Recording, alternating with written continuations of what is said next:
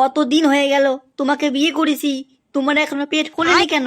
হয়, আমার পেট তো বেলুন, পাম দিলেই ফুলে উঠবে। পেট ফুলতে গেলেই পাম দিতে হয়, আদর করতে হয়, তাহলেই পেট ফোলে। এই তো শোনা, তোমাকে তো আদর করি, তারপরেও কেন তোমার পেট ফোলে না? আরে চুদির ভাই, টাচ করলে যদি পেট ফুলে উঠতো তাই তো হয়ে যেত।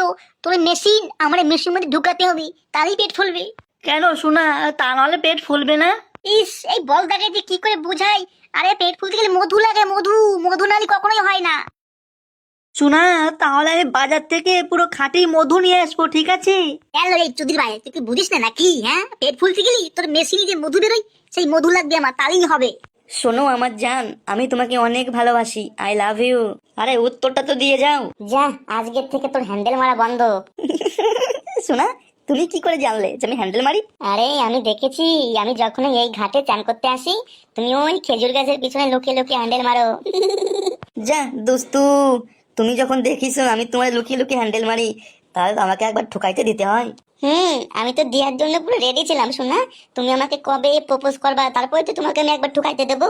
তাই নাকি শোনা, তাই নাকি? তাহলে আজকে রাত্রেবেলায় এইখানটায় আসবা, আমি আর তুমি ডগি স্টাইলে খেলা করবো, ঠিক আছে শোনা? যা বদমাইশ।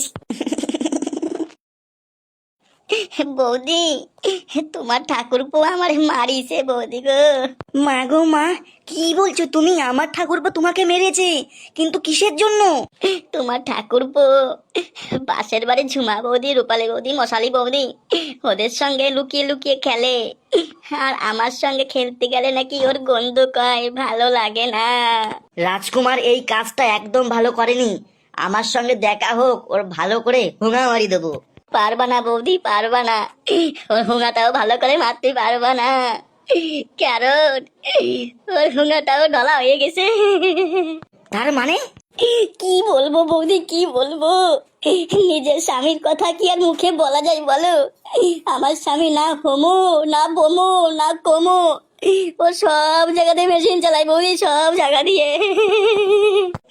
মা গো মা।